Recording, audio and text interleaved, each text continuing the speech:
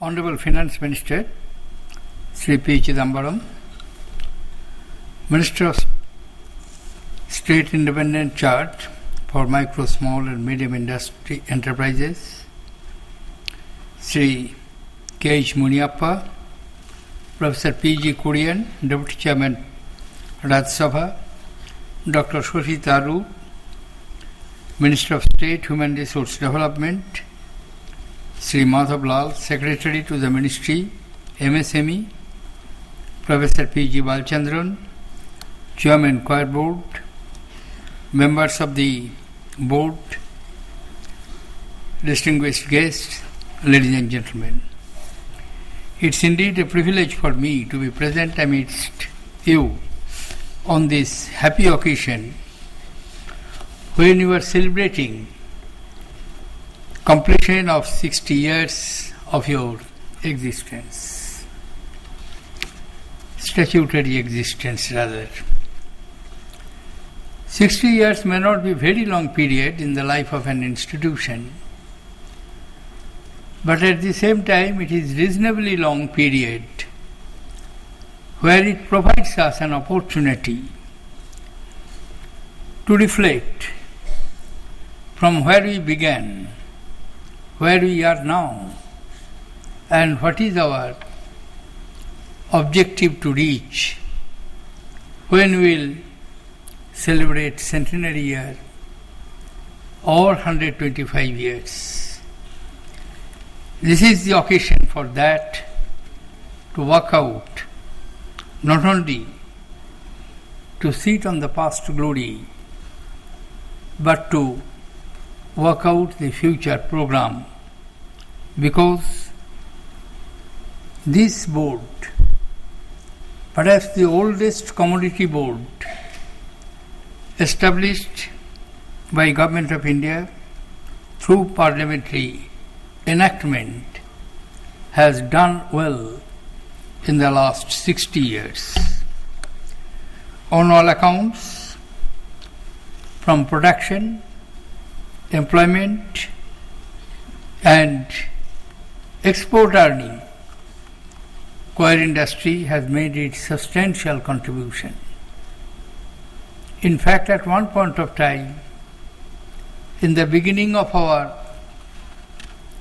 earlier years of economic development, substantial foreign exchange were earned by our commodity exports, tea, coffee, jute, coir, and things like that.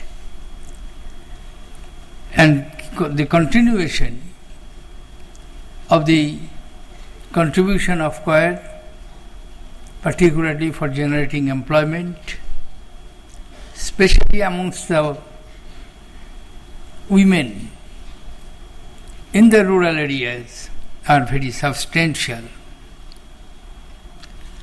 This unique industry of coir manufacturing has grown into a very successful sector. It was spread into other coconut growing states, and today thousands of household units are engaged in fiber extractions and spinning of coir yarn throughout the coir production regions. Right now, industry's employment is 7 lakh workers. In the last 5 years, it has increased from 6 lakh, almost 1 lakh. Employment generation has taken place in 14 states. It is also amongst the foremost foreign exchange earning industries in our country, whose products have a stable market all over the world. I am told that even at the time when our exports were adversely affected by the global recession, our coir industry remained in a positive growth trajectory. This industry has, in fact, evolved in a remarkable way in terms of quality improvement, technological and scientific upgradation of the products, better market research and product promotion to become a net earner of over 1100 crores from the exports of its products.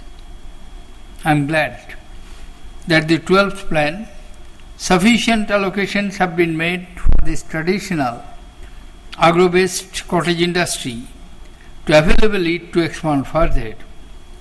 Its further growth is bound to have a positive multiplier effect, as most of the units in the industry are in the rural sectors. In the category of the micro industries, and nearly 40% are small and medium scale production units. An important plus point of the coir industry is that it adds value to a byproduct. The husk of the coconut fruit, which would otherwise have little commercial use as a versatile substitute for many synthetic materials, coir usefulness in a variety of everyday products, from floor covering to textiles to ornaments and handicrafts that showcase the artistic value of coir, has made it very marketable indeed. Coir does not pose health risks, nor does it create pollution. I understand that in Europe and USA, our coir is even used for the soil bioengineering applications. Coir wood is now a new innovation, is an important outcome of the research carried out by Coir Board, and this product is first establishing itself as a substitute for a traditional wood. In these days of greater awareness of the benefits of sustainable development, we see an increasing usage of coir in the doors, false ceilings, wall paneling, acoustics control, and thermal insulation, even for the production of coir peat, which has a high water retaining capacity and has been found to be useful for making organic mulch and growing media. I was glad to learn that along with the upgradation and development of the new machinery and diversification of the traditional items produced in this indigenous industry, due attention is being paid to the development of the environment-friendly technologies and production process. As this is an industry where 80% of the workforce, as I mentioned, are women, the importance of its modernization and upgradation of its infrastructure cannot be emphasized enough. These steps are indispensable to bring about greater morale in the workforce, higher productivity, and better quality of products. It is commendable that the Coir Board has developed the Mahila Coir Yojana scheme to specifically focus on the women in the rural area and train them to take up spinning of coir yarn and other simple process in coir manufacturing. This opening is an opportunity for them to not only contribute but also develop their own self-confidence and self-reliance. I am glad to see that the Coir Board is taking several measures to improve the living conditions of the coir workers and helping them to optimize the returns of their efforts and the resources invested in them.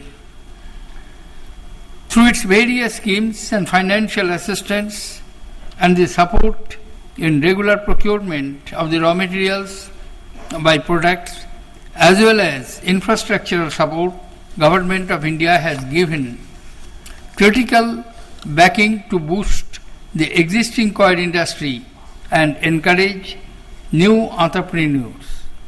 Certainly, there are always challenges to be faced alongside the success, as in other areas of the agricultural sector.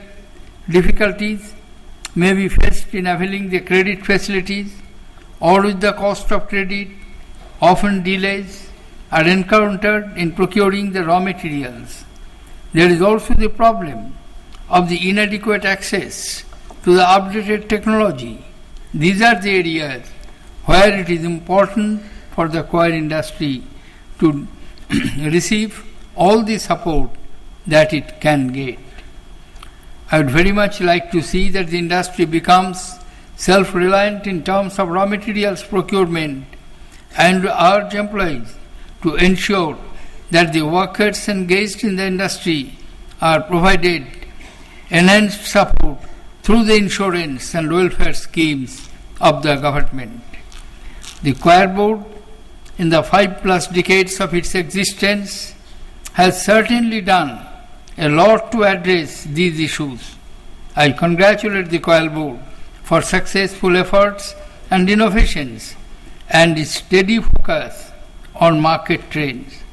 I appreciate its efficiency in converting the information and knowledge swiftly into strategy and guidance for the participants in this industry. It is gratifying to learn that the Coir Board has taken up a number of capacity building measures to upgrade the skills of the workers in the manufacturing process. Once again, I compliment the Coir Board for their initiatives to make this industry successful.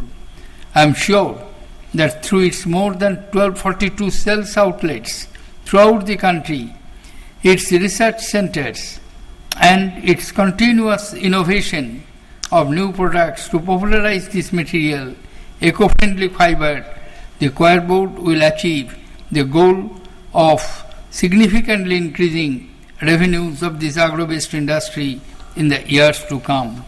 I wish you all success, Godspeed, and also a very bright and happy, prosperous future.